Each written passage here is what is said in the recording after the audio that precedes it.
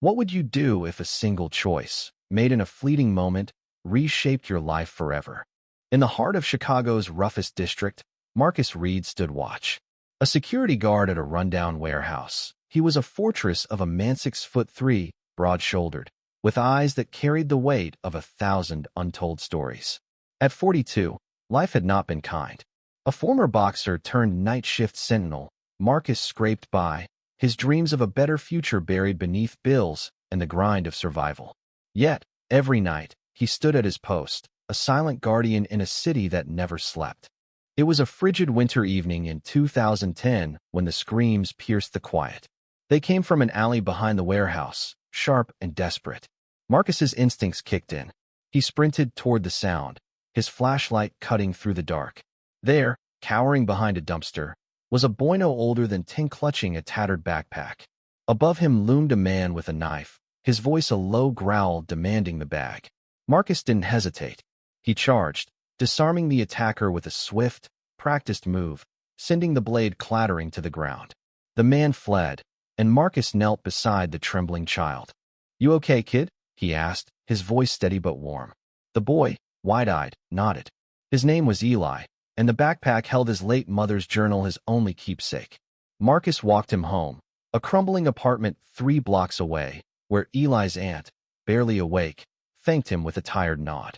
As Marcus left, Eli pressed a crumpled $10 bill into his hand. "For saving me," he whispered. Marcus tried to refuse, but the boy's earnest eyes stopped him. He pocketed the bill, a quiet promise to remember. Years passed. Marcus's life didn't change much. The warehouse job became a mall gig, then a hospital shift. The $10 bill stayed tucked in his wallet, a reminder of that night. He never spoke of it, but it anchored him as small proof that he'd made a difference. Still, the grind wore him down. By 2025, at 57, Marcus faced eviction, his health faltering from years of overwork. Hope felt like a luxury he couldn't afford. Then came the twist no one saw coming. One rainy afternoon, a sleek black car pulled up outside the hospital. Out stepped a young man, sharply dressed, with eyes that seemed vaguely familiar. It was Eli, now 25, his boyish fear replaced by quiet confidence. Marcus barely recognized him. "You don't know me anymore," Eli said, smiling. "But I've never forgotten you." Eli wasn't just a survivor of that alley. He'd been a prodigy, quietly building a tech empire from his aunt's apartment.